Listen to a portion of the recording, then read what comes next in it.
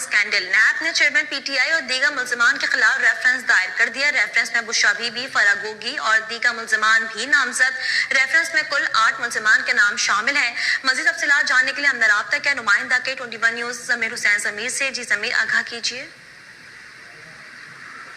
जी बिल्कुल, 190 million pound scandal का मामला है और नैब ने चेयरमैन पाकिस्तान तहरीक इंसाफ और दीगर मुलजमान के खिलाफ रेफरेंस दायर कर दिया है। चेयरमैन पाकिस्तान तहरीक इंसाफ की मुश्किलात में मजीद इजाफा होता हुआ दिखाई दे रहा है। 190 मिलियन पाउंड स्कैंडल में कौमी एहतसाब ब्यूरो नैब ने चेयरमैन पाकिस्तान तहरीक इंसाफ और दीगर मुलजमान के खिलाफ इंसाफ अदालत इस्लामाबाद में रेफरेंस दायर कर दिया है। इंसाफ अदालत इस्लामाबाद में दायर रेफरेंस में चेयरमैन पीटीआई के अलावा बुशरा बीबी, फराह गोगी, शहजाद अकबर और दीगर के नाम जो है वो शामिल किए गए हैं। नैब रावलपिंडी की जानिब से दायर रेफरेंस में कुल 8 मुलजमान के नाम जो है वो शामिल किए गए हैं और डिप्टी प्रोसिक्यूटर जनरल सरदार मुजफ्फर अब्बासी ने तफ्तीशी अफसर मियां उमर नदीम के हमरा जो है रेफरेंस आज दायर किया है।